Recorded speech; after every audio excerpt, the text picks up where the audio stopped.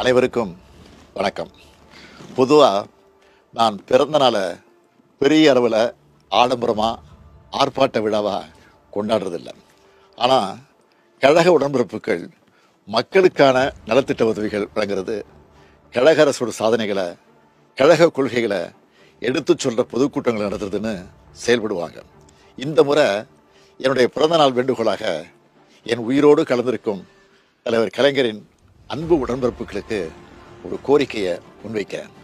இன்னைக்கு தமிழ்நாடு தன்னுடைய உயிர் பிரச்சனையான மொழிப்போரையும் தன்னுடைய உரிமை பிரச்சனையான தொகுதி மறுசீரமைப்பையும் எதிர்கொண்டிருக்கு. இதனுடைய உண்மையான நோக்கத்தை நீங்கள் மக்களிடம் கொண்டு சேர்க்க கேட்டுக்கிறேன்.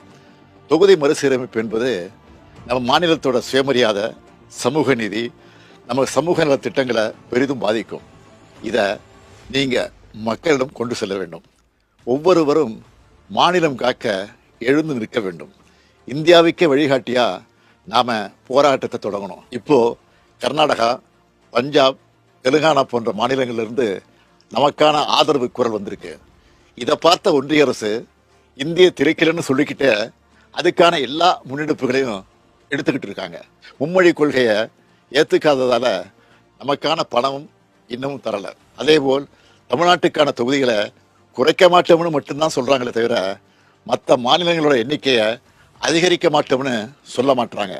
நாம கேட்கறது, மக்கள் தொகை அடிப்படையில் தொகுதிகளை பிரிக்காதீங்க. நாட்டோட வளர்ச்சிக்காக மக்கள் தொகையை கட்டுப்படுத்தின தென் மாநிலங்களை தண்டிக்காதீங்க.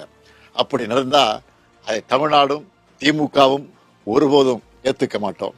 நாம ஒரு உறுதி எடுத்துக்கணும். தமிழ்நாட்டின் நலனையும் எதிர்காலத்தையும் யாருக்காகவும் எதற்காகவும் விட்டுத்தர மாட்டோம். தமிழ்நாட்டுக்காக ஒன்றுபட்டு போராடுவோம். தமிழ்நாடு போராடும், தமிழ்நாடு வெல்லும். நன்றி, வணக்கம்.